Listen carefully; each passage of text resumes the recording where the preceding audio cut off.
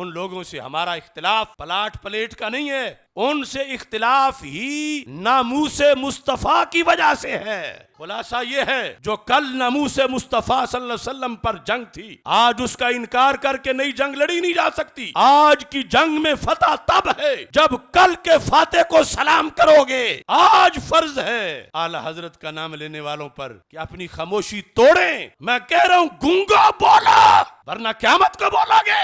अगर कोई कादरी कहलवा के फिक्र रिजा पे हमला करे तो बोलना फर्ज था और तुम बोले थे। आज उससे बड़ा हमला हुआ है। इन्होंने फतवा किस चीज के लिए संभाल के रखा है? इनके जुमे के मिंबर किस बात पे लिए हैं? आज पूरे मसले के रजा पे हमला है। ना बराइलर कादरी को हमने माना, ना बराइलर रिजवी को हमने माना।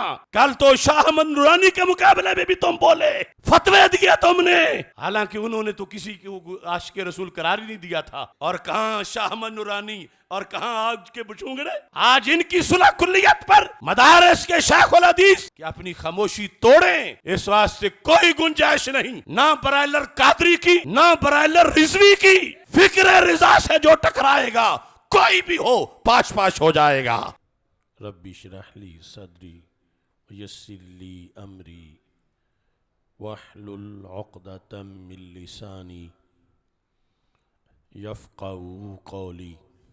रदीतु बिल्लाहि रब्बा व बिल इस्लाम दीना व बि मुहम्मदिन सल्लल्लाहु अलैहि वसल्लम नबिय्यन व रसूला। अल्लाहु अकबर, अल्लाहु अकबर, अल्लाहु अकबर। लब्बैक लब्बैक लब्बैक या रसूल अल्लाह सल्लल्लाहु अलैहि वसल्लम। अल्हम्दुलिल्लाहि रब्बिल आलमीन वस्सलातु वस्सलामु अला खातमिन नबिय्यीन सय्यिदिर रुसुल व खातमिल मासूमीन व अला आलिहि व अस्हाबिहि अजमाइन। अम्मा बअदु फ़अऊज़ु बिल्लाहि मिनश शैतानिर रजीम। बिस्मिल्लाहिर रहमानिर रहीम। ला तजिदु कौमन युमिनून बिल्लाहि वल यौमिल आखिर युआद्दून मन हाद्दल्लाह व रसूलह। सदक़ल्लाहुल अज़ीम व सदक़ रसूलुहुन नबियुल करीमुल अमीन।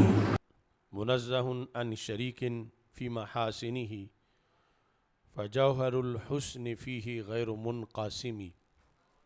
मुहम्मदुन ताज रसूलिल्लाहि कातिबतन मुहम्मदुन सादिकुल अक़वाली वल कलीमी। मुहम्मदुन ज़िक्रुहु रूहुल अनफुसिना मुहम्मदुन शुक्रुहु फ़र्दुन अलल उममी। रब्बी सल्लि वसल्लिम दाइमन अबदा अला हबीबिका खैरिल खल्क़ि कुल्लिहिम। इलाही बहक़्क़े बनी फ़ातिमा के बर कौले ईमा कुनी ख़ात्मा। अगर दावतम रद कुनी वर कबूल मनो दस्तो दामाने आले रसूल सल्लल्लाहु अलैहि वसल्लम।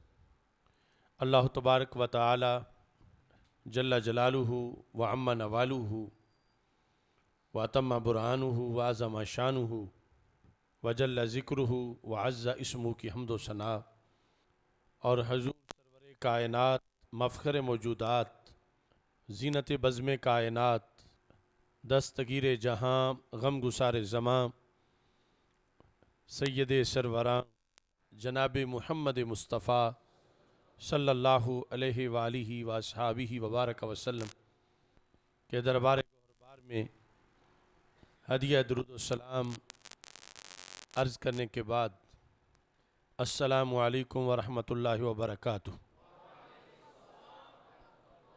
रब्बुल जलाल के फ़ज़ल और तौफ़ीक़ से जुमातुल मुबारक के मौका पर मरकज़ सिरात मुस्तकीम गोजरांवाला में नामूसे मुस्तफ़ा सल्लल्लाहु अलैहि वसल्लम कॉन्फ्रेंस का इनेकाद किया जा रहा है। मेरी दुआ है खालिक़ कायनात जल्ल जलालुहु हम सब की इस हाज़िरी को अपने दरबार में कबूल फ़रमाए और रब्बुल जलाल हम सब को आखिरी सांस तक नामूसे मुस्तफ़ा सल्लल्लाहु अलैहि वसल्लम के तहफ़्फ़ुज़ का जो फरीज़ा है उसकी अदायगी की तौफ़ीक अता फ़रमाए। ये मौजू रब्बे ज़ुल जलाल के फ़ज़ल और तौफ़ीक से हम तकरीबन 30-35 साल से तसलसल से बयान कर रहे हैं। मुख्तलिफ़ किस्म के हालात में, मुख्तलिफ़ किस्म के मौक़े पर, मुख्तलिफ़ किस्म के दलाइल के साथ इसका बयान होता रहा है। भारत में हुक्मरान पार्टी के कुछ मलऊन लीडरों की तरफ से सरवर कौनैन हज़रत मुहम्मद मुस्तफ़ा सल्लल्लाहु अलैहि वसल्लम की शान व अज़मत के ख़िलाफ़ जो हर्जा सराई की गई, आलम इस्लाम में उस पर सदाए एहतिजाज बुलंद हुई। और इस मरतबा तो अरब ममालिक में हुक्मरान तबके की तरफ से भी एहतिजाज किया गया। अभी तक ये एहतिजाज जारी है, क्योंकि जब तक गुस्ताखों को शरई उसूलों के मुताबिक सज़ा नहीं दी जाती, उम्मत मुस्लिमा इस पर अपनी आवाज़ बुलंद करती रहेगी। हमने पाकिस्तान के अंदर इस पर जो शरई फतवा सादिर किया और जो एहतिजाज किया, उस एहतिजाज पर भारतीय मीडिया एहतिजाज कर रहा है। इस लिहाज से भी हमें इस मौजू को इस नुक्ता नज़र से भी बयान करने की ज़रूरत है। और वैसे भी मुख्तलिफ़ किस्म के जो, जैसे ये फरीज़ा हर घड़ी का है, तो इसके लिहाज से मसाइल भी हर घड़ी में पैदा होते रहते हैं, जिनका कुरान व सुन्नत से जवाब तलाश करना और फिर उसकी रोशनी में आगे चलना, ये हम सब के लिए ज़रूरी है। तो कुरान मजीद बुरहान रशीद में 28वें पारे में खालिक़ कायनात जल्ला जलालुहू इरशाद फरमाता है, ला ताजिदु कौमा, ए मुखातिब, ए मुखातब, तुम कभी भी ऐसी कौम नहीं पाओगे जो उस वक़्त मुसलमान मौजूद थे और जो क़यामत तक आने वाले हैं। इनके लिहाज से रब्बे ज़ुल जलाल ने ये गुफ्तगू फरमाई कि किसी ज़माने में तुम्हें इस तरह के मुसलमान नहीं मिलेंगे जो मुसलमान भी हों और आगे उनका किरदार ऐसा हो जिस किरदार की कुरान नफ़ी कर रहा है।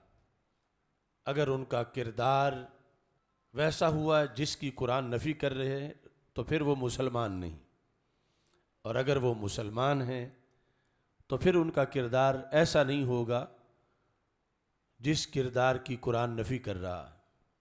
यानी ये उतरी आयत जिस वक़्त, उस वक़्त भी था ला ताजिदु कौमा, और आज भी है ला ताजिदु कौमा। आप ऐसी कौम नहीं पाओगे। किस तरह की कौम? युमिनून बिल्लाहि वल यौमिल आखिर युआद्दून मन हाद्दल्लाह व रसूला, कि उसका अल्लाह और आखिरत पर ईमान तो हो, लेकिन अल्लाह और अल्लाह के रसूल सल्लल्लाहु अलैहि वसल्लम के दुश्मनों से वो प्यार करें। तुम ऐसी कौम नहीं पाओगे कि ईमानदार भी हों और अल्लाह और उसके रसूल सल्लल्लाहु अलैहि वसल्लम के दुश्मनों से दोस्ती भी रखें। तुम ऐसी कौम नहीं पाओगे। ये कुरान ने ख़बर दी 14 सदियाँ पहले। उस वक़्त के हालात के लिहाज से, उससे बाद की हर सदी के हालात के लिहाज से, आज के हालात के लिहाज से, और आज के बाद क़यामत तक के हालात के लिहाज से, कि तुम ऐसे मोमिन नहीं पाओगे जो मोमिन भी हों और अल्लाह के रसूल सल्लल्लाहु अलैहि वसल्लम के दुश्मनों के दोस्त भी हों। ऐसा नहीं होगा। अगर मोमिन सही हैं तो फिर दोस्त नहीं होंगे, अगर अल्लाह और उसके रसूल सल्लल्लाहु अलैहि वसल्लम के दुश्मनों के दोस्त हैं तो फिर मोमिन नहीं होंगे। ये कुरान मजीद बुरहान रशीद का अटल फैसला है। जो आला हज़रत फ़ाज़िल बरेलवी रहमतुल्लाह अलैह ने तर्जमा किया वो ये है, तुम ना पाओगे उन लोगों को जो यकीन रखते हैं अल्लाह और पिछले दिन पर यानी आखिरत के दिन पर, कि दोस्ती करें उनसे जिन्होंने अल्लाह और उसके रसूल सल्लल्लाहु अलैहि वसल्लम से मुखालफत की। ये कुरान की ख़बर है और कुरान की शानों में सबसे बड़ी शान ये है कि इसकी ख़बरें सच्ची होती हैं। ये झगड़ा है कुरान का अपने दुश्मनों से कि कुरान कहता है मेरी किसी ख़बर के लिहाज से तुम मुकाबले में ला के दिखाओ तो सही कि जो मैंने ख़बर दी हो वैसा ना हुआ हो। तो कुरान की सारी ख़बरें सच्ची हैं। इसमें रब्बे ज़ुल जलाल ने फिर मन हादल्लाह व रसूला, इसकी आगे मुख्तलिफ कैटेगरीज बयान की। मन वो, हादल्लाह जिसने मुखालफत की या दुश्मनी की अल्लाह से, व रसूलहू जिसने मुखालफत की और दुश्मनी की अल्लाह के रसूल सल्लल्लाहु अलैहि वसल्लम से। अब इसके बाद मुखालफत और दुश्मनी करने वालों के कुछ अक़साम का ज़िक्र है। उमूमी तौर पर जो दूर के दुश्मन हैं, इंसान फ़ौरन उनकी तरफ तो सोचता है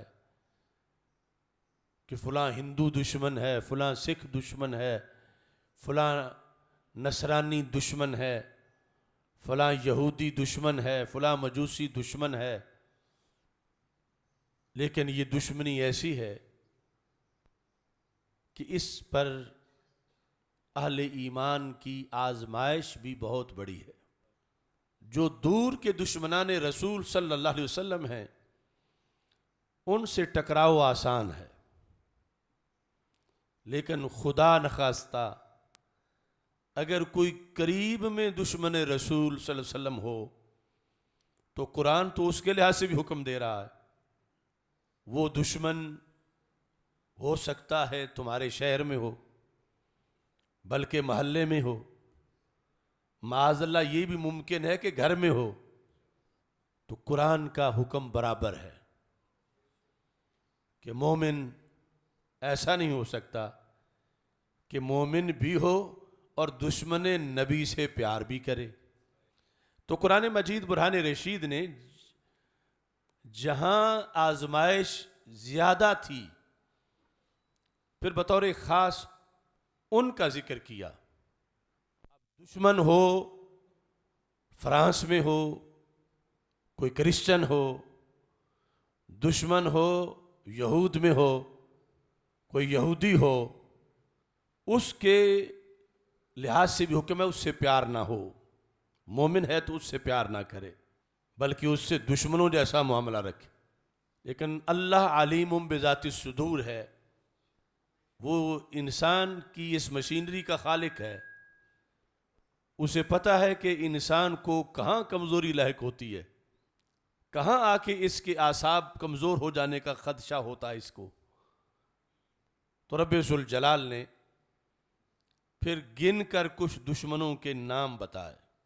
फरमाया वलौ कानू आबाअहुम, अगर वो मन में जिनका जिक्र है कौन, जो अल्लाह के मुखालिफ हैं और अल्लाह के रसूल सल्लल्लाहु अलैहि वसल्लम के मुखालिफ हैं, वो अगरचे इस मोमिन के आबा हों, बाप हो, दादा हो, परदादा हो, तो अल्लाह फरमाता है फिर भी ये मोमिन उनसे प्यार नहीं करेगा।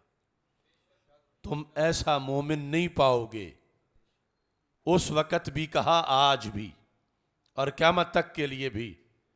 ऐसे मोमिन तुम नहीं पाओगे कि मोमिन भी हो और मन हादल्लाह व रसूलहू से प्यार भी करें, दोस्ती भी रखें।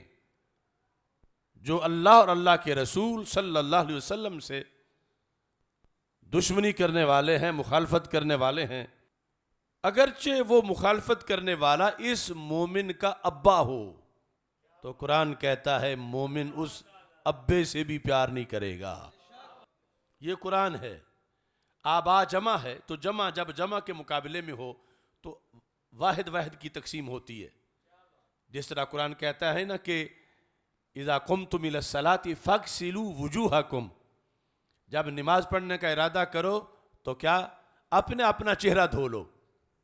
वुजू जमा है, इसका यह मतलब नहीं कि सारे मिल के एक का चेहरा धो फिर सारे मिल के दूसरे का धो, नहीं, हर एक अपना अपना चेहरा धो ले। तो इस तरह यानी हर शख्स अपने अपने बाप के लिहाज से, अगर कई ऐसे लोग हैं कि उनका बाप अल्लाह और अल्लाह के रसूल सल्लल्लाहु अलैहि वसल्लम से मुखालफत रखता है, तो उन लोगों को कहा जा रहा है कि जब तुम मोमिन हो तो फिर अपने आबा यानी हर कोई अपने अपने बाप से फिर मोहब्बत नहीं कर सकता, क्योंकि वो मोमिन है। और रब ने मोमिनों की ये शान बताई है कि मोमिन मोमिन हो तो फिर ना दुश्मन खुदा से प्यार कर सकता है ना दुश्मन मुस्तफ़ा से प्यार कर सकता है। अब इसको इस जेत में भी समझो। आज भारतीय मीडिया कई चैनलों पर मेरे बारे में चल रहा है कि ये वहाँ बैठ के भारत में एहतिजाज करवा रहा है, ये वहाँ बैठ के इसने कानपुर में आग लगवाई है, इसकी फलां तकरीर फलां फतवा है, वो पढ़ पढ़ के सुनाया जा रहा है। तो हम उन्हें बताना चाहते हैं कि तुम सिर्फ एक सरहद की बात करते हो। ईमान तो कहता है दुश्मन नबी अगर बाप भी हो तो उसे भी नहीं छोड़ा जाएगा। ये हमारा दीन है। हर मुल्क मुल्क मास के मुल्क खुदाए मास, हर मुल्क हमारा मुल्क है। क्यों? हमारे अल्लाह का मुल्क है। बुतों के पुजारी हो, तुम्हारे किसी बुत ने कुछ बनाया है तो उसकी बात करो। हमारे अल्लाह ने सब कुछ बनाया है और अपने महबूब सल्लल्लाहु अलैहि वसल्लम को सब कुछ अता कर दिया है। इसलिए हमारे आका सल्लल्लाहु अलैहि वसल्लम ने फरमाया वालमू अन्नल अर्दा लिल्लाहि वली रसूली, या फरमा वालमू अन्नमल अर्दु लिल्लाहि वली रसूली। दुनिया वालों जान लो, सारी जमीन शरक की, गरब की, शिमाल की, जुनूब की, अरब की, अजम की, वो दो जातों की है। एक खुदा की है, दूसरी जात मुस्तफ़ा अलैहिस्सलातु वस्सलाम की है।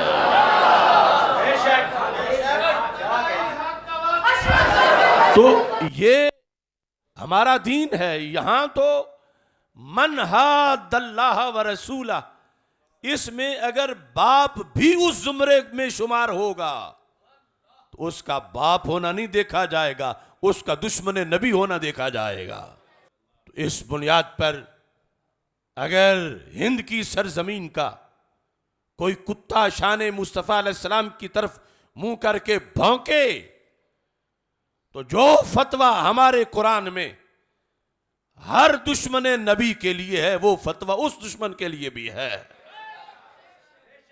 क्योंकि यहां कोई दूर का हो, कोई करीब का हो, कोई खूनी रिश्तेदार हो या ना हो, कोई अपने कबीले का हो या ना हो, ये आम है अल्लाह का फैसला कि मोमिन के नजदीक मुकद्दम ईमान है।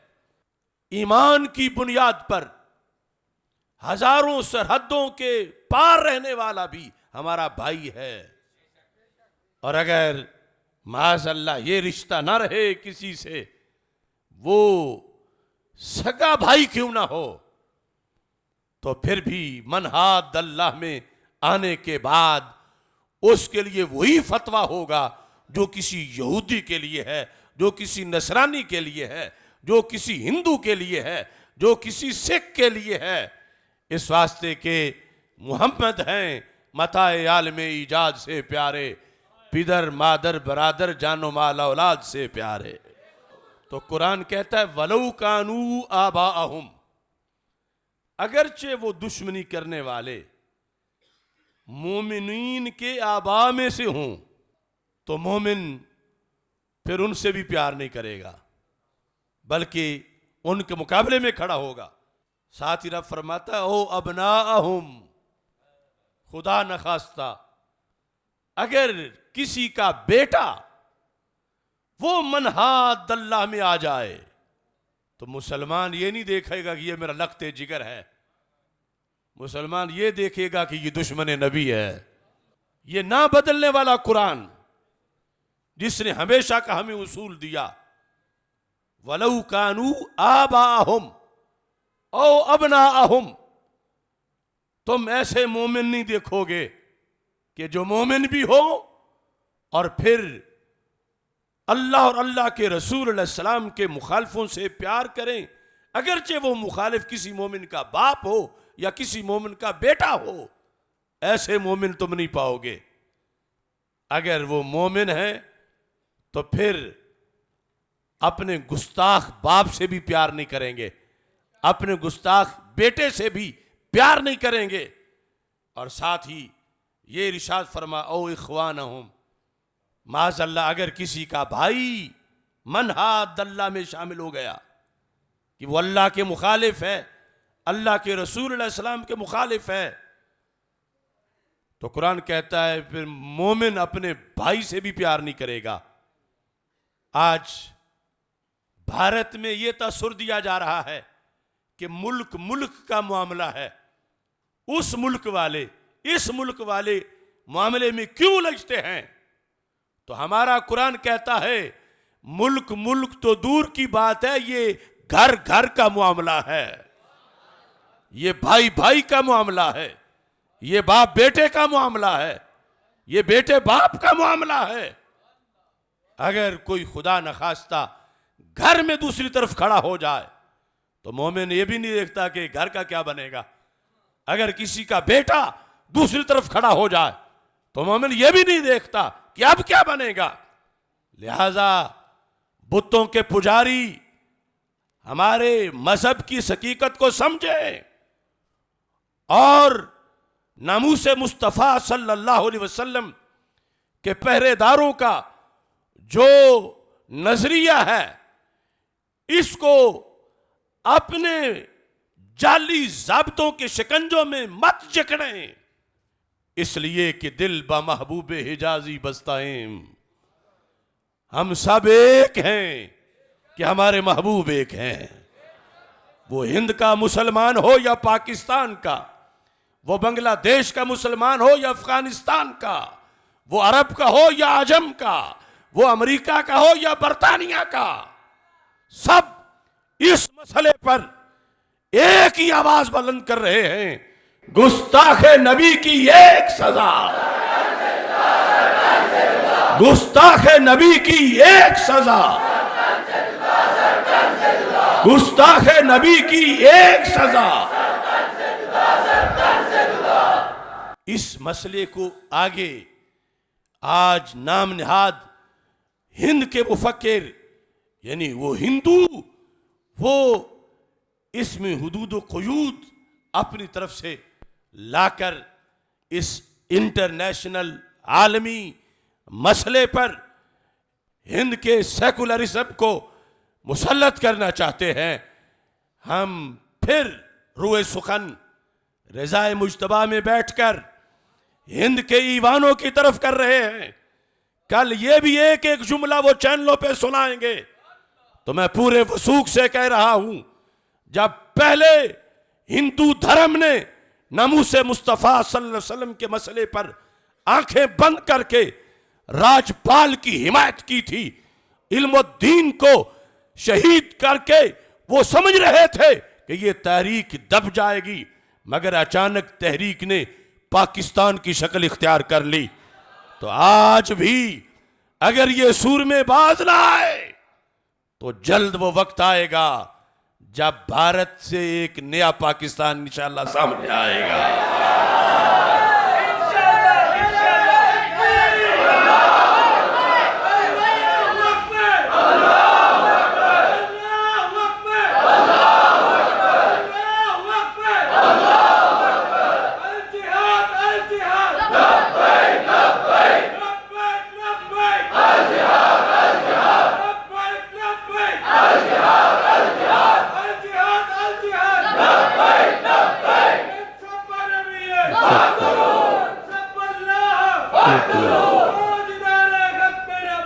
जिंदाबाद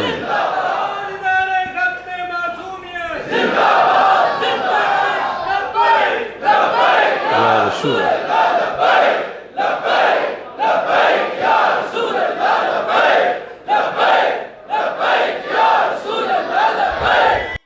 तो कुरान मजीद बुरहान रशीद ने इसी मकाम पर जो आखिरी लफ्ज़ बोला मन हादल्लाह व रसूला की तफसीर में तशरी में खुद कुरान ने वो है औ अशीरातहुम। तुम ऐसा मोमिन नहीं पाओगे जो ईमानदार भी हो और फिर अपने उस खानदान से प्यार करे जो माज़अल्लाह दुश्मन नबी बन चुका है। ये पूरे खानदान को छोड़ेगा, ये पूरे खानदान के मुकाबले में आ जाएगा, ये पूरे खानदान के मुकाबले में ताफ़ुज़ नमूस रिसालत सल्लल्लाहु अलैहि वसल्लम के लिए अपना किरदार अदा करेगा। तो ये आफाकी पैगाम है कुरान मजीद बुरहान रशीद का कि इसमें मोमिन मोहब्बत करता है तो सिर्फ इसी जिहत में कि जिससे कर रहा है वो जो भी है, मगर वो दुश्मन नबी नहीं, वो मुखालिफ नबी नहीं, वो अल्लाह का मुखालिफ नहीं, अल्लाह के रसूल अलैहि सलाम का मुखालिफ नहीं। तो फिर मोमिन उससे प्यार करता है।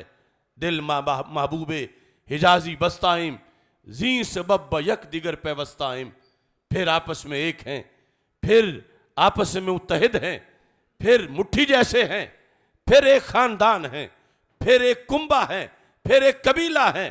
अगरचे एक दुनिया के एक कोने में बैठा है, दूसरा दूसरे किनारे पे बैठा है, अगरचे ना रंग देखा हो ना नक्श देखे हो, फिर भी आपस में प्यार करते हैं। इनको ज़ाते मुस्तफ़ा अलैहिस्सलातु वस्सलाम ने एक नुक्ते पे मुत्तहिद कर दिया है। जब इस तरह की मोहब्बत हो रसूल अकरम सल्लल्लाहु अलैहि वसल्लम की ज़ात के साथ, जब इस तरह की मोहब्बत हो रब्बे ज़ुल जलाल की ज़ात के साथ, तो फिर खालिक़े कायनात जल्ला जलालहू इस पर जो इनाम देता है वो इनाम भी रब्बे ज़ुल जलाल ने कुरान मजीद बुरहान रशीद में बयान फरमाया। उलाइका कतबा फ़ी क़ुलूबिहिमुल ईमान व अय्यदहुम बिरूहिम मिन्हु व युदखिलुहुम जन्नातिन तजरी मिन तहतिहल अनहार खालिदीन फ़ीहा रदियल्लाहु अन्हुम व रदू अन्हु उलाइका हिज़्बुल्लाह अला इन्न हिज़्बल्लाहि हुमुल मुफ़्लिहून। यानी ये इनाम किस पर है? दुश्मनाने नबी से दुश्मनी करने पर। ये इनाम किस पर है? दुश्मनाने खुदाबंदी से दुश्मनी करने पर। इस्लाम मोहब्बत है, इस्लाम अमन है, इस्लाम राहत है, इस्लाम रहमत है, और इस्लाम ही वो मजहब है जिसमें दुश्मनी पर, दुश्मनी करने पर, गैरों से दुश्मनी करने पर कुरान इतने इनामात का ऐलान कर रहा है। अब ये कोई छोटा इनाम है कि रब कहे मैं राजी हो गया हूं। अल्लाह का राजी हो जाने का ऐलान, ये तो बड़ा ही अहम ऐलान है। वो इनाम भी अल्लाह ने यहां शामिल किया। अब इस मकाम की वजाहत मैं आपके सामने फतावा रिजविया शरीफ से पेश करना चाहता हूं। मुजद्दिद दीन मिल्लत इमाम अहले सुन्नत आला हजरत इमाम मोहम्मद रिजा खान फाज़िल बरेलवी रहमतुल्लाह अलैह ने जो कुछ लिखा पेश किया, घड़ा नहीं पढ़ा, कुरान और सुन्नत से पढ़ा। हम जैसे तो महज अल्फाज के सादा से तर्जमे तक रह जाएं, और इमाम मोहम्मद रजा बरेलवी जैसे समुद्र इल्म की गहराई से मोते निकाल के ले आए। फतावा रिजविया शरीफ की 30वीं जिल्द। आज लोग आला हजरत से मुकाबले करते हैं, पूछा जाए लिखा कितना, कहते हैं 5 सफ़े। लिखा कितना है? 10 सफ़े। या लिखा कहाँ है, कहाँ से लिखा हुआ नकल करके इसको कहते हैं लिखना। क्या आज तक कोई जवाब नहीं दे सका। तो फतावा रिजविया शरीफ की 30वीं जिल्द, इसके अंदर वो रिसाला मौजूद है जिसका नाम है तमहीद ईमान। तमहीद ईमान बआयात कुरान, कुरान की आयात के जरिए से ईमान की तमहीद बयान करना। तमहीद का लुग़वी माना होता है रास्ता हमवार करना, ज़मीन को इस तरह करके कि वहाँ से सही लोग गुजर सकें, बिछा देना। और आप कहते हैं ये किताब की तमहीद है, ये तकरीर की तमहीद है। अभी तकरीर तो बाद में है, ये उसकी तमहीद है। तो मेरे ईमान ने ईमान की तमहीद बताई, और ईमान की तमहीद के अंदर आपने इस आयत को जब जिक्र किया, मजमूई तौर पे इस जिल्द का ये सफ़ा नंबर 311 है, जब ये बताया कि मोमिन होते हुए गुस्ताख खुदाबंदी या गुस्ताख नबवी अला साहिब सलात व सलाम नबूवत और रिसालत के लिहाज से कह रहा हूँ, ये उस गुस्ताख का कभी दोस्त नहीं हो सकता। ये आयत पढ़ने के बाद आपने यहाँ ये लिखा, आप फरमाते हैं मौला सुब्हानहू व तआला का इतना फरमाना ही मुसलमान के लिए बस था। वो कह देता कि मोमिन ऐसा नहीं होता, जो मोमिन भी हो और फिर दुश्मन खुदा या दुश्मन मुस्तफ़ा अलैहिस्सलाम का दोस्त भी हो, मोमिन ऐसा नहीं होता। इतना ही काफ़ी था। लेकिन मगर देखो वो तुम्हें अपनी रहमत की तरफ बुलाता, अपनी अजीम नेमतों का लालच दिलाता है कि अगर अल्लाह और उसके रसूल अलैहिस्सलातु वस्सलाम की अजमत के आगे तुमने किसी का पास ना किया, खा बाप हो, खा बेटा हो, खा कबीला हो, किसी का पास ना किया, किसी से अलाका ना रखा, तो तुम्हें क्या फायदे हासिल होंगे। तो आला हजरत रहमतुल्लाह अलैह ने जो आयत में 7 फायदे लिखे हैं वो जुदा जुदा करके उर्दू में समझाए कि ये 7 फायदे तुम्हें होंगे। अगरचे इनमें से किसी चीज का जिक्र रब ना करता, मोमिन के लिए तो फिर भी मानना लाजिम था कि रब का हुक्म आ गया है, रब के हुक्म पर सबका सर तस्लीम खम है। लेकिन रब देखो प्यार कितना कर रहा है कि अगर तुम मेरी बात मानोगे तो तुम्हें ये 7 फायदे होंगे। सबसे पहला फायदा क्या है? अल्लाह ताला तुम्हारे दिलों में ईमान नक्श कर देगा। उलाइका कातबा फी कुलूबिहिमुल ईमान, कातबा ज़मीर अल्लाह की तरफ राजी है। तुम्हारे दिलों में पक्का करके ईमान कौन नक्श करेगा? अल्लाह। कौन नक्श करेगा? कौन नक्श करेगा? उस अदावत पर जो तुमने दुश्मन नबी से की, जो तुमने दुश्मन खुदाबंदी से दुश्मनी की, उस दुश्मनी पर खुश होकर रब तुम्हारे दिलों पर ईमान नक्श कर देगा। कौन नक्श करेगा? अल्लाह, जिसमें इंशाअल्लाह हुस्ने खात्मा की बशारत जलीला है कि अल्लाह का लिखा नहीं मिटता। यानी ये ज़िमनन आलत फरमाते, रब ने बता दिया कि वैसे तो बंदे का दिल अल्लाह की 2 उंगलियों के दरमियान है जो उसकी शान के लायक है, और दिल यूं है जैसे सहरा में पड़ा हुआ एक पत्ता हो, हवा आती है कभी इधर गिरता है कभी इधर गिरता है। कल्ब को कल्ब कहा इसलिए जाता है, कल्ब का माना होता है बदलने वाला, बदलना, तो ये बदलता रहता है। माज़अल्लाह यहां तक के जन्नत के दरवाजे में एक बलिष्ठ रह गई हो, वहां जाके बदल जाता है, और माज़अल्लाह कुछ जहन्नम में जा गिरता है। अल्लाह सबके ईमान को सलामती अता फरमाए।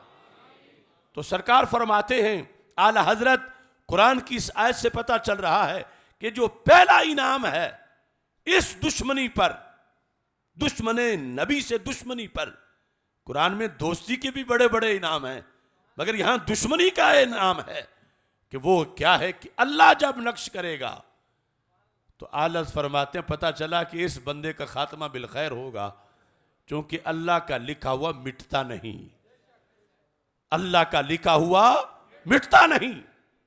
तो फिर ये कितना बड़ा इनाम है। ये पहला इनाम। दूसरा इनाम, फरमा अल्लाह ताला रूहुल कुदस से तुम्हारी मदद फरमाएगा।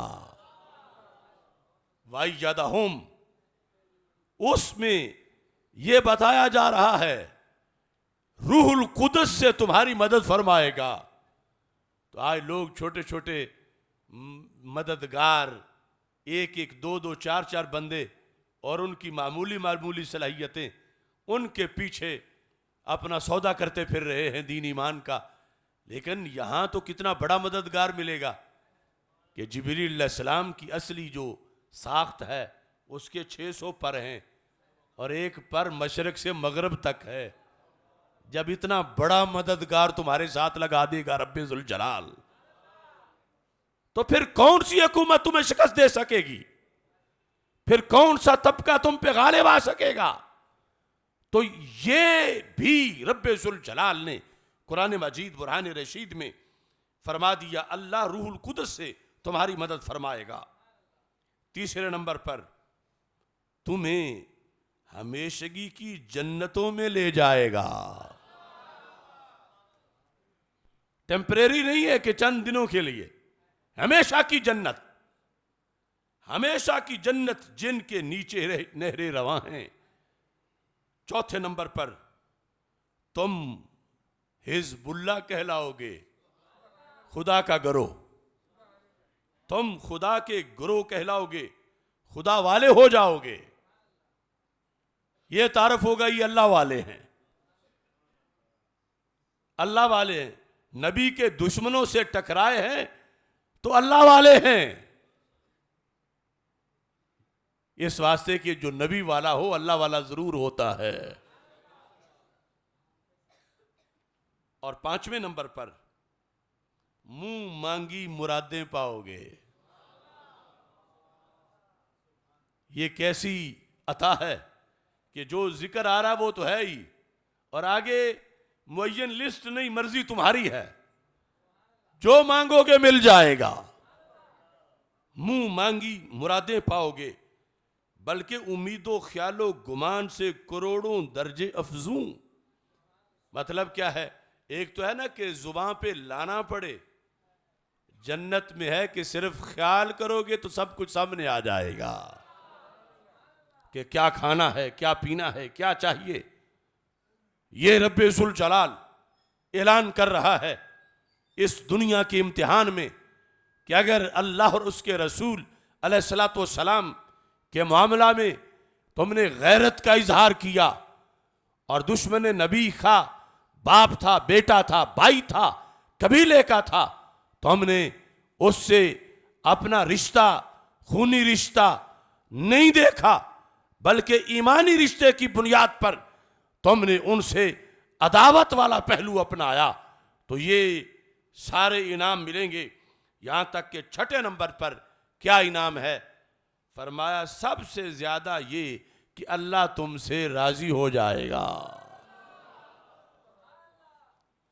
रब की रजा छोटा इनाम नहीं। राजी होना आम किसी इंसान का भी, उसमें भी बड़ी लताफत है। अगर कोई तुम्हें सोने के बंगले में मरहबा इस्तिकबालिया के लिए बुला ले और नहायत आला तरीन खाने का तुम्हारे लिए एहतमाम करे, लेकिन जब तुम उसे मिलने लगो वो मुंह दूसरी तरफ कर दे, या कोई ऐसा करीना जाहिर करे कि वो तुम पे राजी नहीं है, तो वो सब कुछ मजा किरकिरा हो जाएगा। और ये तो छोटी सी चीज है, इसकी रजा। उधर अल्लाह की रजा है, जन्नत और जो कुछ जन्नत में है वो एक तरफ, और रब का ये कहना कि मैं राजी हूं ये एक तरफ। तो ये इनाम भी रब्बे जुल जलाल ने रखा है कि खालिक़े कायनात जल्ला जलालहू राजी हो जाने का ऐलान कर रहा है। और 7वें नंबर पर यह कि फरमाता है, मैं तुमसे राजी, तुम मुझसे राजी। तो बंदे के लिए इससे जायद और क्या नेमत होती कि इसका रब इससे राजी हो, मगर इंतहाई बंदा नवाजी ये कि फरमाया अल्लाह इनसे राजी और वो अल्लाह से राजी। लिहाजा ये 7 इनामात आला हजरत फाजिल बरेलवी रहमतुल्लाह अलैह ने इस मकाम पर बतौर ख़ास जिक्र किए। इसमें कि जिस वक़्त एक बंदा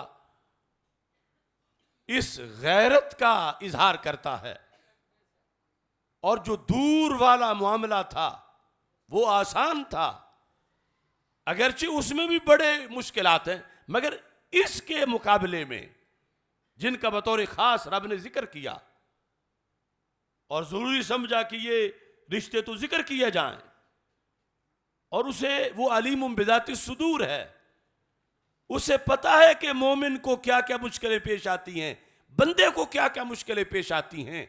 नहनु अक़रबु इलैहि मिन हब्लिल वरीद, उसने पैदा भी किया है इसको और फिर शारक से करीब भी है कि कहां जाकर इंसान डगमगा जाता है, कहां पे फिसलता है, कहां पे इसकी कमजोरी आने लगती है, इसे वहां भी मजबूत किया जाए। तो खालिक़े कायनात जल्ला जलालहू ने इस मामले पर खुसूसी तौर पर आयात का नज़ूल किया और इसमें ज़मान मकान की क़ुयूद ख़त्म कर दी। ये इम्तिहान सिर्फ अहले मदीना का नहीं, ये इम्तिहान सिर्फ अहले मक्का का नहीं, ये इम्तिहान सिर्फ अहले अरब का नहीं, ये सिर्फ अहले अजम का नहीं, ये हर मोमिन का है।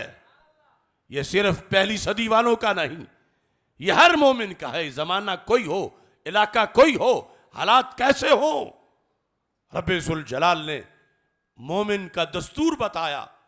मोमिन ऐसा नहीं होगा कि ईमान भी रखे और फिर अल्लाह और उसके रसूल सल्लल्लाहु अलैहि वसल्लम के दुश्मनों से दोस्तियां भी रखे, पर मोमिन ऐसा नहीं हो सकता। मोमिन ईमान वालों, कुरान के जरिए हर सदी के कल्चर को, हर तारीख को, हर इलाके को रब्बे ज़ुल जलाल ने पैगाम दे दिया कि अपने अपने इलाके में सर्वे कर लो। अगर कोई दोस्ती कर रहा है तो फिर मोमिन नहीं, क्योंकि मोमिन तो वो होता है कि जो नहीं देखता कि सामने बाप है या बेटा या कबीला या कौन सा रिश्तेदार है, वो तो ईमानियात को देखता है कि कौन है जो अल्लाह तबारक व तआला का मुखालिफ नहीं और कौन है जो रसूल अकरम सल्लल्लाहु अलैहि वसल्लम का मुखालिफ नहीं, तो फिर उनसे प्यार करता है। और जब मुखालफत बीच में आ जाती है तो मोमिन फिर वो इतना करीबी भी हो तो फिर भी उसके करीब नहीं जाता, बल्कि अपने ईमान की फिक्र करके अपने आप को उससे हमेशा दूर कर लेता है। नबी अकरम नूर मुजस्सम शफ़ी मुअज़्ज़म सल्लल्लाहु अलैहि वसल्लम की मोहब्बत बड़ी अजीब चीज़ है। इस पर हमेशा तहज्जुब किया गया कि कैसे खारी कुएं इसकी वजह से मीठे हो जाते हैं, किस तरह अचानक कांटे गुलाब बनते हैं, जर्रे आफ्ताब बनते हैं, और कैसे ये इनकिलाब आता है। और आज के भी दुश्मनान रसूल अलैहि सलाम को ये बात जहन में रखनी चाहिए। वो सरहदों के जरिए इस पैगाम को रोकना चाहते हैं। अरे कोई अपने दिल पर पहरा कैसे बिठाएगा? यहां तो बड़े बड़े गाली दुश्मन अपने दिलों को संभाल ना सके, और वहां ही ये इनकिलाब आया कि पल भर से पहले तलवारों का रुख तब्दील हो गया। ये जो खानदान है जिनके पास काबतुल्लाह की आज भी चाबियां हैं, बनी शैबा, इनके जो बड़े थे शैबा बिन उस्मान, वो फिर हजरत शैबा बिन उस्मान रदी अल्लाह तआला अन्हु करार पाए। लेकिन पहले सूरत हाल क्या थी? शैबा अपने दिल में ये तय किए हुए थे, कहते अकूलो वलो लम यब्का मिनल अरबी वल अजम अहदुन इल्ला इत्तबा मुहम्मदा सल्लल्लाहु अलैहि वसल्लम मत्तबातुहु अबदा माज़ल्ला। जब दिन ब दिन इस्लाम फैलता जा रहा था और बिल आखिर चलते चलते मक्का मुकरमा फतह हो गया।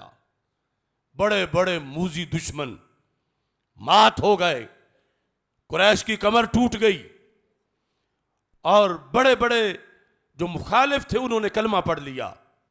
शहबा उस दिन भी मक्का से भाग गए और अपनी पॉलिसी बनाई हुई थी, क्या वलो लम यबका मिनल अरब वल अजम अहदुन इल्ला इत्तबा मुहम्मदा सल्लल्लाहु अलैहि वसल्लम, कि अगर सारा अरब भी मोहम्मद अरबी सल्लल्लाहु अलैहि वसल्लम का कलमा पढ़ गया, सारा अरब और साथ सारा अजम, सारा अरब कलमा पढ़ गया, सारा अजम कलमा पढ़ गया, तो अपने दिल में तय किया हुआ था मत्तबा तू अबदा माजल्ला, कि मैं तो नहीं कलमा पढ़ूंगा। यह तय किया हुआ था कि अगर दुनिया में सिर्फ एक बंदा मुनकिर रह गया इनकी नबूवत का तो वो मैं हूंगा, बाकी सब कलमा पढ़ गए, मैं फिर भी नहीं पढ़ूंगा। इस कदर अपने आप को पक्का किया हुआ था शहबा बिन उस्मान रदी अल्लाह तआला अन्हु ने।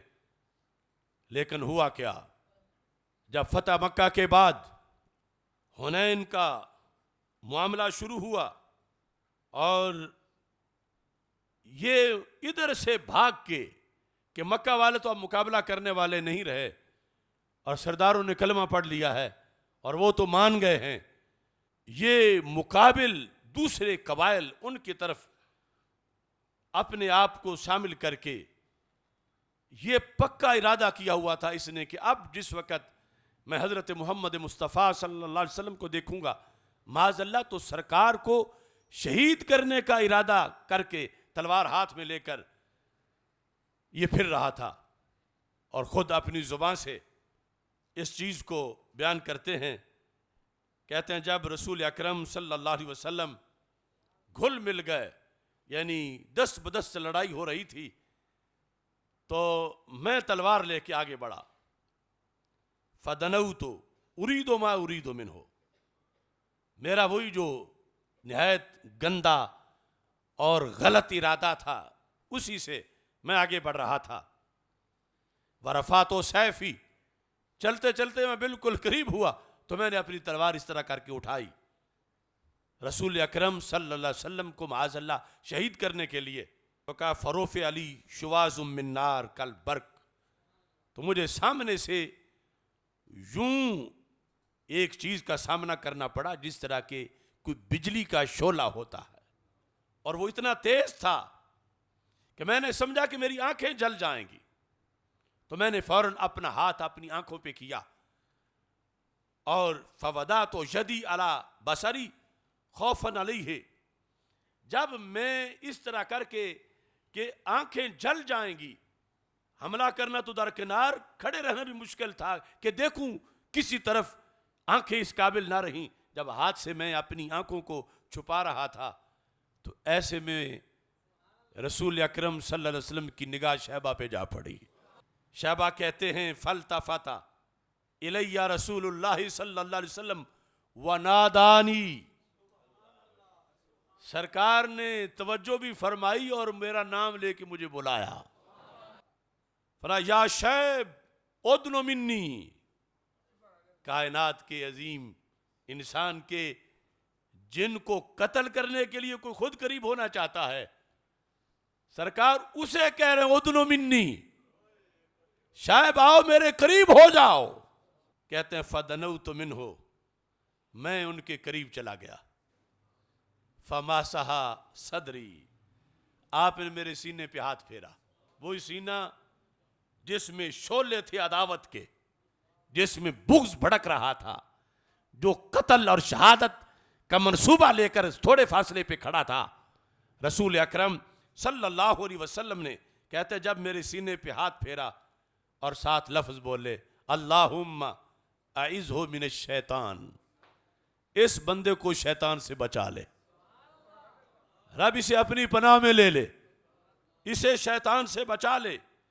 कहते हैं मैं एक घड़ी पहले वो शहबा था कि मैं कह रहा था अगर अरब मान गया, अजम मान गया, मैं फिर भी नहीं मानूंगा। कहते एक लम्हे के बाद अब मैं वो शैबा था, फवल्लाही लहुआ काना साइजिन अहब्बा इलैया मिन समी व बसरी व नफ्सी। फरमाया खुदा की कसम, अब वही मोहम्मद सल्लल्लाहु अलैहि वसल्लम मुझे मेरे कानों से ज्यादा प्यारे थे, मेरी आंखों से ज्यादा प्यारे थे, यहां तक कि वही मुझे मेरी जान से भी ज्यादा प्यारे थे। भारतीय जनता पार्टी के लीडरों से मैं कहता हूं कि तुम इस दावत से बचाव के लिए सरहदों का जिक्र करते हो, ये तो तुम्हारे अंदर के दिल का पहरेदार भी तुमसे नहीं बचा सकेगा। अगर किस्मत भली हुई जिसकी तुम में से, ये इनकिलाब आके रहेगा। हजरत शैबा कहते हैं, असहाबल्लाहो मा काना भी, जो मेरे दिल में बुग़्ज़ हुआ करता था, जो अदावत होती थी, जो मेरे दिल में दुश्मनी थी, एक लम्हे से पहले, वैसे तो दिल दरिया समुद्रों डूंगे, लेकिन जब पाक करने वाला अल्लाह हो और अदावत खत्म करने वाला खुद रब्बे जुल जलाल हो, तो फिर करोड़ों समुद्रों से भी गहराई रखने वाली चीज भी फौरन सुथरी हो जाती है। सरकार ने हाथ अभी ऊपर फेरा और दिल गहराइयों में भी सुथरा हो गया। लौला फदलुल्लाहि अलैकुम व रहमतुहु मा ज़का मिनकुम मिन अहदिन अबदा वलाकिन्नल्लाह युज़क्की मन यशा। ये अल्लाह है जो दिल धो देता है, और रसूल अकरम सल्लल्लाहु अलैहि वसल्लम को भेजा ही इसलिए है लितुखरिजन नास मिनज़्ज़ुलुमाति इलन नूर। तो ये अंदाज है हमारे आका सल्लल्लाहु अलैहि वसल्लम का कि इतने जहरीले दुश्मन को ऐन उसी लम्हा कि जब वो दुश्मनी में फटने वाला है, मेरे आका अलैहिस्सलाम ने उस अंगारे और आतश कदे को एक नजर में फूल बना दिया। अब वो इनामात, कितना बड़ा इनाम एक लम्हे के बाद हर सहाबी के लिए है, रदियल्लाहु अन्हु व रदू अन, वो इनाम इनको मिल गया इस इनकिलाब पर जो उनके दिल में आया।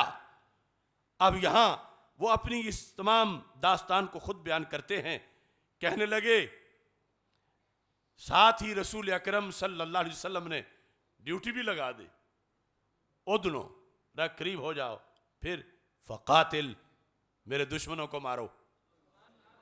कोई साल नहीं लगे ट्रेनिंग देने पे, लम्हे बाद तलवार का रुख बदल गया। उदनो फकातिल, शैबा पहले तू खुद मेरे करीब हो के मुझ पे हमला करना चाहता था, अब मेरे सामने खड़े होकर मेरे दुश्मनों पे हमला करो। उदनो, करीब हो जाओ, फकातिल, और हमला करो। कहते हैं फतकद्दम तो अमामहु अदरिबु बिसैफी। फरमाया कमाल निगाह है, सारे कोरस एक लम्हे में ही करवा दिए। यूं किसी बेगाने को अपना बनाने का मंजर चश्मे फलक ने कभी नहीं देखा था। वो जान का दुश्मन अभी सरकार के सामने खड़ा है, और जो भी दुश्मन सामने से आता है उसे गाजर मूली की तरह काटते चले जाते हैं। कहते हैं जब मैं आगे खड़ा होके दुश्मनाने नबी सल्लल्लाहु अलैहि वसल्लम से लड़ रहा था, तो मैं अपने दिल से भी पूछ रहा था, तू वही दिल है जो इनसे बुग़्ज़ में सबसे आगे था, आज इनके दिफा में आगे खड़ा है। कहने लगे, अल्लाहु यअलमु अन्नी उहिब्बु अन अक़ियहु बिनफ्सी कुल्ल शैइन। कहने लगे, रब जानता है उस वक़्त को जब मैं आगे खड़ा था, मैं कहता था मेरी जान कुर्बान हो जाए, और मैं जान देकर भी अपने महबूब के एक एक बाल पे पहरा देता रहूं। ये तहफ़्फ़ुज़ नमूस रिसालत चीज ही बड़ी अजीब है। बंदा खुद जो दुश्मन है वो खुद अपना आप नहीं बरकरार रख सकता, औरों को कैसे रोकेगा। यानी इनकिलाब आने पे आए, अल्लाह का फजल होने पे आए तो इतने इतने बड़े दुश्मनों पे हो जाए और फिर रब्बे जुल जलाल की तरफ से उनकी ड्यूटियां लग जाएं और इनामात आ जाएं। कहते हैं वलो लकी तो तिल कस्सा अभी लौकान हैया लाओका तो भी सैफ।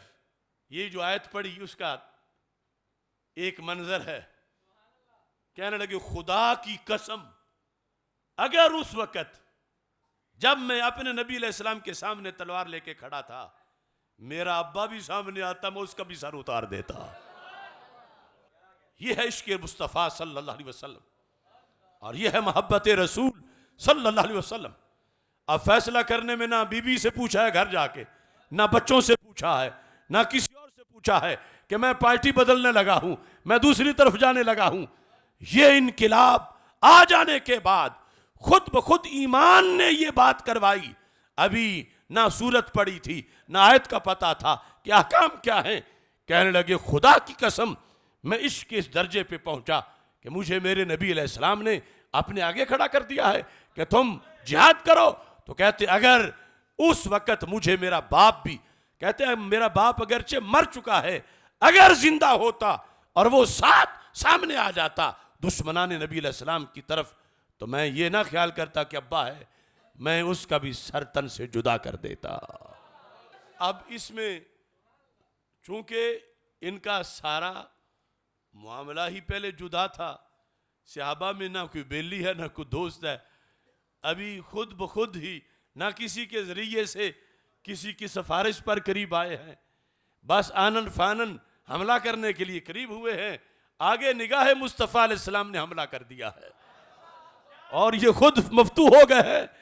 और अब जिस वक़्त वहां से निकल के फौज रसूल पाक सल्लल्लाहु अलैहि वसल्लम के गुलाम आरजी छावनी में खैमों की तरफ लौटे तो ये अकेला ही उस खैमे में दाखिल हो गया जहां खुद रसूल अकरम सल्लल्लाहु अलैहि वसल्लम तशरीफ फरमा थे।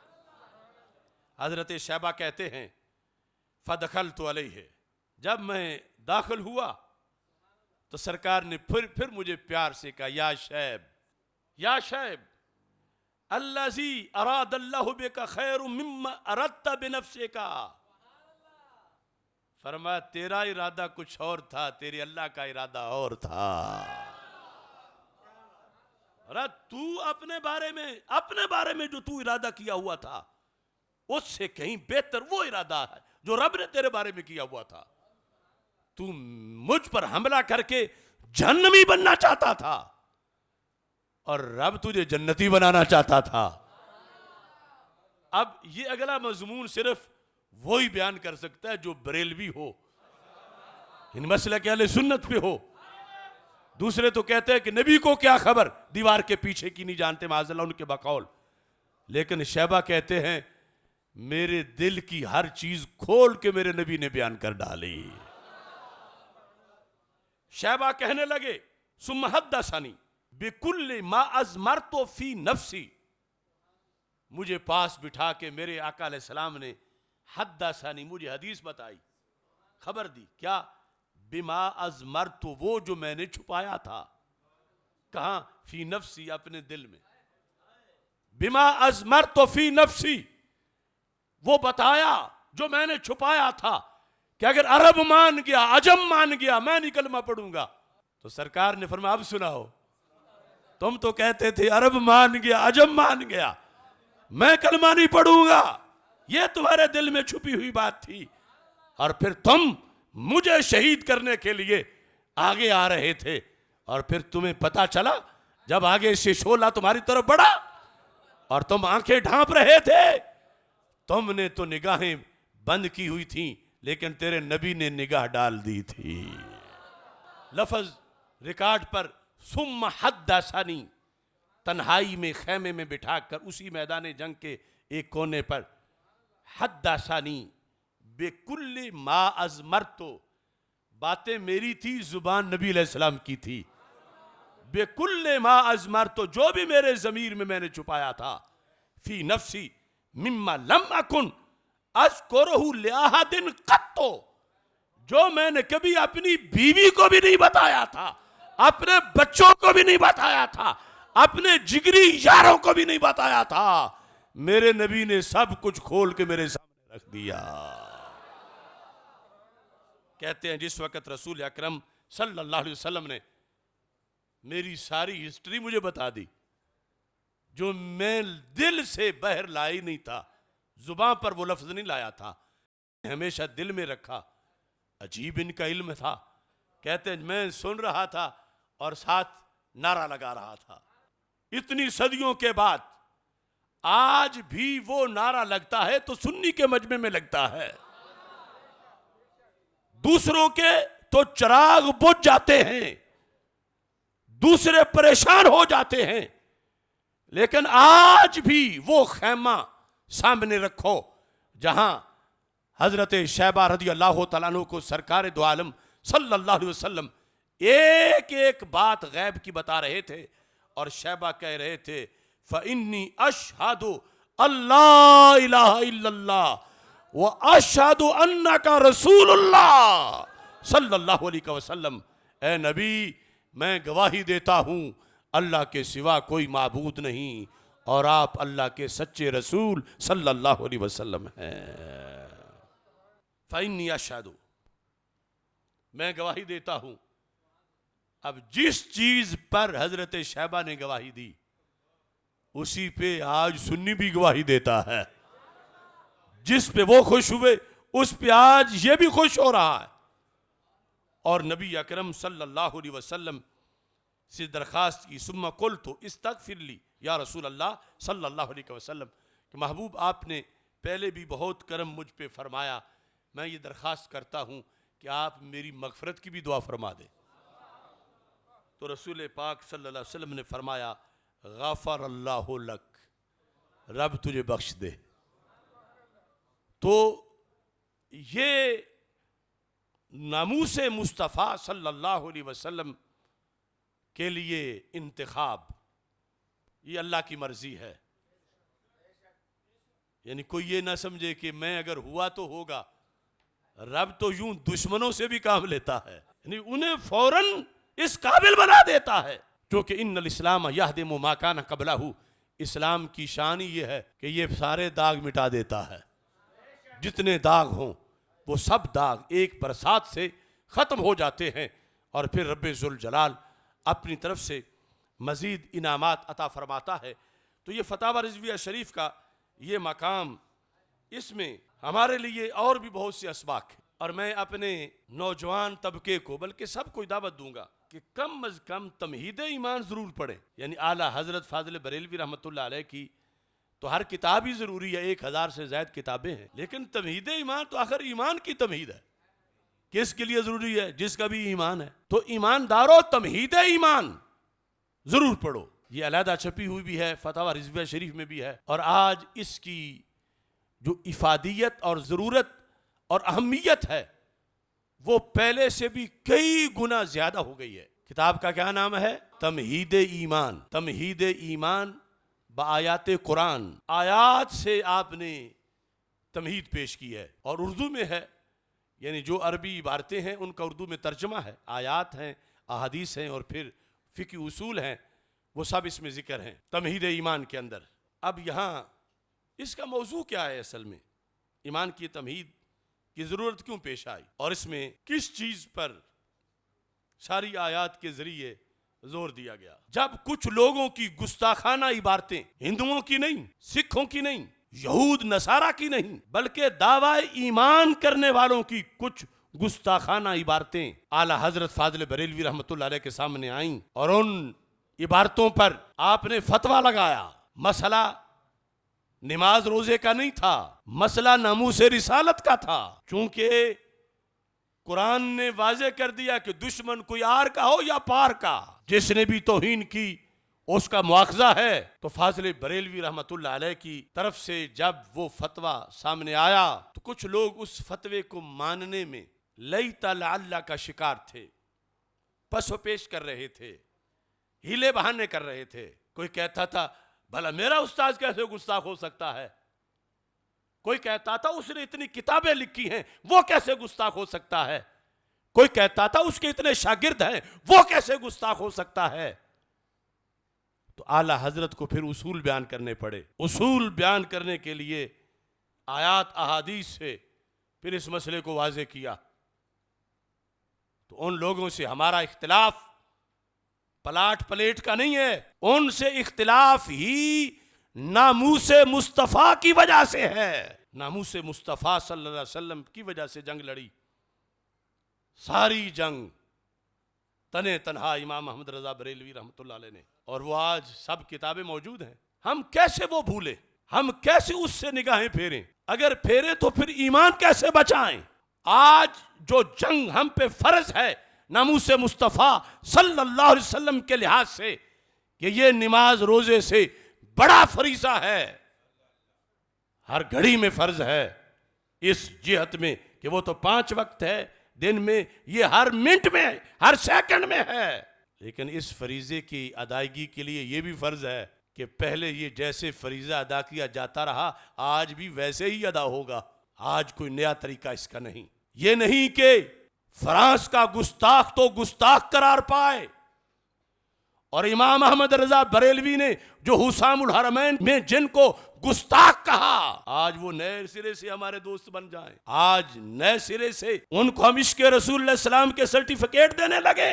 हाँ, फैसला कर लो, अगर किसी ने इमाम अहमद रजा बरेलवी रहमतुल्लाह अलैह से हटकर कोई रास्ता अपनाना है और उनको छोड़ना है तो वो अपनी 1.5 ईंट की मस्जिद का हमें बताए, और अगर दावा उन्हीं का करना है तो फिर जिस बात से उन पे फतवा लाजिम आता है वो बात क्यों कर रहे हो? अगर उन्होंने जो गुस्ताख नहीं था उसे गुस्ताख डिक्लेयर किया और हुसामुल हरमैन लिख दी तो फिर तो उन पे फतवा लौट के आएगा। और उन्होंने तो सच लिखा, हक लिखा, और उस पर अरब अजम के उलमा ने दस्तखत किए, और वो सब इख्तिलाफ जो हुआ और फतवा जो लगा उसका मौजू सिवाय नामूसे मुस्तफ़ा अलैहिस्सलाम के कुछ नहीं। सिर्फ इसी इख्तिलाफ पे सब कुछ हुआ, वरना दोनों तरफ नमाजें भी पढ़ी जा रही थी, दोनों तरफ रोजे भी रखे जा रहे थे। दीन के ये जो मौजूआत हैं, ज़कात, सदकात, मदारिस, किताबें, शागिर्द, तिलावत, सब कुछ हो रहा था। फिर क्यों इमाम अहमद रजा बरेलवी मैदान में आए? और इतनी बड़ी जंग कि आज तक इमाम अहमद रजा बरेलवी पे नाक़िदीन और मुर्रिखीन जुल्म के पहाड़ तोड़ रहे हैं, लेकिन वो बंदा गयूर हर घड़ी ऐलान कर रहे थे, चमक तुझसे पाते हैं सब पाने वाले, मेरा दिल भी चमका दे चमकाने वाले। खुलासा ये है, जो कल नामूसे मुस्तफ़ा सल्लल्लाहु अलैहि वसल्लम पर जंग थी, आज उसका इनकार करके नई जंग लड़ी नहीं जा सकती। आज की जंग में फतह तब है जब कल के फाते को सलाम करोगे और उसी के जेरे साया आगे तहफ़्फ़ुज़ नामूसे रिसालत सल्लल्लाहु अलैहि वसल्लम का किरदार अदा किया जा सकता है। और ये वक्त है, आज फर्ज है, आज फर्ज है आला हजरत का नाम लेने वालों पर कि अपनी खामोशी तोड़ें और बोलें कि जो इमाम अहमद रजा की फिक्र से टकराए, खा कोई हो, उससे अहले सुन्नत का कोई ताल्लुक नहीं है। बड़े बड़े फिक्र रजा के ठेकेदार और चौकीदार और पहरेदार अब गूंगे बन के बैठे हैं। मैं जब गूंगे कहता हूं तो उनका धुआं निकलता है। मैं कह रहा हूं गूंगा बोला, वरना क़यामत को बोलोगे। अगर कोई कादरी कहलवा के फिक्र रजा पे हमला करे तो बोलना फर्ज था और तुम बोले थे। आज उससे बड़ा हमला हुआ है। इतने ही तुम्हें अपना तकद्दुस प्यारा है कि 4 गालियों से डर रहे हो, और लौंडे दे रहे तुम्हें गालियां, मगर रिजा तो खुश हो जाएंगे, अल्लाह खुश होगा, अल्लाह के रसूल अलैहि सलाम खुश होंगे। इन्होंने फतवा किस चीज के लिए संभाल के रखा है? इनके जुमे के मिंबर किस बात पे लिए हैं? आज पूरे मसले के रजा पे हमला है कि जिस बेस पर उन्होंने सारी जंग लड़ी, उस बेस को खत्म करके उन मुकाबलों को इश्क़ रसूल अलैहि सलाम की डिग्रियां दी जा रही हैं। और ये रिजवी जो चुप बैठे हैं, प्योर रिजवी, मैं उनकी बात कर रहा हूं, बराइलर रिजवियों की बात नहीं कर रहा। ना बराइलर कादरी को हमने माना, ना बराइलर रिजवी को हमने माना। किसी को शक हो तो आमने सामने मुनाजरा करे कि बराइलर कौन है और हकीकी कौन है। लेकिन मैं जो गूंगा कह रहा हूं तो कुछ प्योर रिजवियों को, जो बराइलर नहीं है सही मगर गूंगे बन के बैठे हैं, आज उन्हें तमहीद ईमान याद नहीं। कल तो शाह अहमद नूरानी के मुकाबले में भी तुम बोले, फतवे दिए तुमने। हालांकि उन्होंने तो किसी को आशिक रसूल करार ही नहीं दिया था, इतने बड़े गद्दार को तुमने रातों रात फतवे छापे, इलेक्शनों में तकसीम किए, तुमने रिसालों में लिखा, तुमने बयानबाजियां की, और कहां शाह नूरानी और कहां आज के बुचूंगड़े जे निस्बत खाक रबाल में पाक। आज इनकी सुलह कुल्लियत पर मदारिस के शेखुल हदीस सिर्फ अपना तकद्दुस बचाने के लिए या अपने हाथ चूमने वाले थोड़े हो जाएंगे कि शागिर्द बिगड़े हुए खिलाफ हो जाएंगे, इल्ला माशाअल्लाह, शायद किसी की और वजह भी हो। लेकिन मैं कह रहा हूं, ना समझोगे तो मर जाओगे।